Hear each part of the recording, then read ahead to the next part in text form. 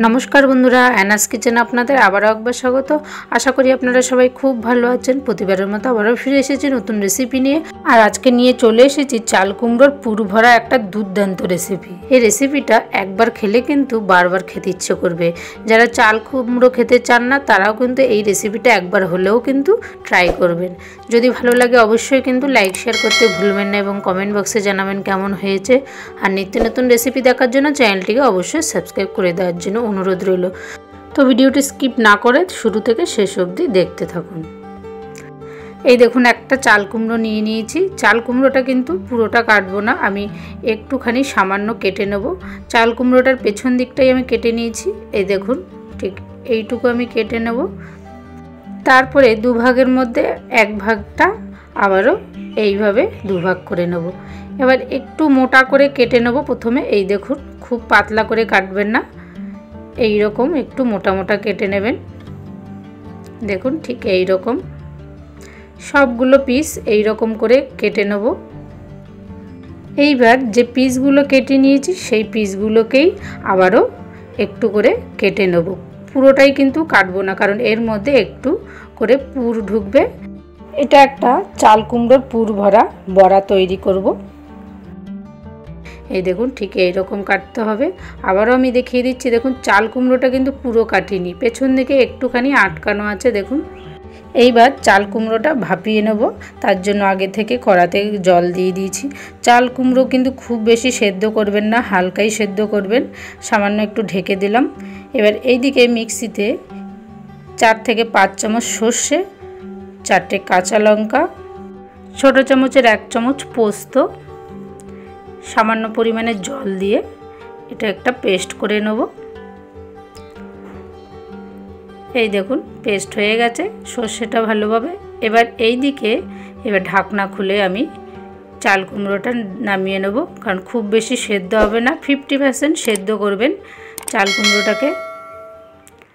এবার একটা পাত্রে তুলে নেব, জলটাকে ভালো করে ঝরিয়ে। ভাপানো হয়ে গেছে চাল কুমড়োটা ভালোভাবে। এবার একটা পাত্রের মধ্যে আমি দুটো ছোট সাইজের পেঁয়াজ কুচি নিয়েছি। দেখুন পেঁয়াজগুলো কিন্তু একদম ছোট ছোট করে কেটে নিতে হবে। পেঁয়াজের মধ্যে দিয়ে দেবো সর্ষে আর কাঁচা লঙ্কা বাটাটা।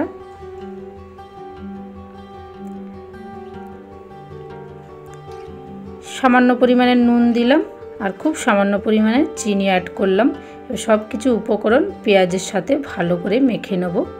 সর্ষে আর পেঁয়াজটাকে ভালো করে কিন্তু মেখে নিতে হবে, তাহলে পেঁয়াজটা ভালোভাবে নরম হয়ে যাবে। মেখে এইভাবে রেখে দেবো। এইদিকে একটা পাত্রে নিয়ে নিলাম হাফ কাপ বেসন, কিছুটা পরিমাণে গোবিন্দভোগ চালের গুঁড়ো অ্যাড করলাম, স্বাদ মতো নুন দিয়ে দিলাম, খুব সামান্য পরিমাণে হলুদ গুঁড়ো আর খুব সামান্য পরিমাণ লাল লঙ্কার গুঁড়ো দিয়ে দিলাম, খুব সামান্য পরিমাণে বেকিং পাউডার। এরপরে সব কিছু উপকরণ ভালো করে মিশিয়ে নেব। এখানে চাইলে আপনারা বেকিং সোডাও দিতে পারেন, তবে চালের গুঁড়ো দেওয়ার জন্য কিন্তু বেকিং সোডা প্রয়োজন হবে না, চালের গুঁড়োর জন্য মচমচই হয়ে যাবে। এবার জল দিয়ে ভালো করে ব্যাটারটিকে তৈরি করে নিতে হবে। ব্যাটারটিকে কিন্তু ভালো করে মাখিয়ে নিতে হবে। এই দেখুন মাখা হয়ে গেছে। এইবার ভাপিয়ে রাখা চাল কুমড়ো যেভাবে কেটে নিয়েছিলাম ঠিক তার মাঝখানে এইভাবে সর্ষে আর কাঁচা লঙ্কা পেঁয়াজের পুরটা এইভাবে ভরে দেব। এই দেখুন একটা হয়ে গেছে। আরও একটা আমি দেখিয়ে দিচ্ছি। এই দেখুন ঠিক যেভাবে কেটে নিয়েছিলাম তার মাঝ বরাবর কিন্তু এইভাবে পুরটাকে ভরে দিতে হবে। এইভাবে সবগুলো মাঝ বরাবর কিন্তু পুরগুলো এইভাবে ভরে দিতে হবে। এই দেখুন সবগুলো হয়ে গেছে। দেখুন এইবারে এইগুলো যে ব্যাটারটি তৈরি করে রেখেছিলাম তার মধ্যে কিন্তু এইভাবে ডুবিয়ে তেলের মধ্যে ভেজে নিতে হবে। এই দেখুন কড়াতে আগে থেকেই আমি সর্ষের তেল গরম করতে দিয়েছিলাম, একবারে এক এক করে ভেজে নেব। আপনারা চাইলে এখানে কিন্তু রিফাইন তেলেও ভাজতে পারেন, আমি এটা সর্ষের তেলেই ভেজেছি। এবার ভালো করে একদিক উল্টে দেবো, একদম লাল লাল করে ভেজে নেব মিডিয়াম আঁচে। খুব বেশি আঁচ বাড়িয়ে করবেন না, তাহলে কিন্তু পুড়ে যাবে। লাল লাল করে ভাজা হয়ে গেছে। এবার একটা পাত্রে তুলে নেব।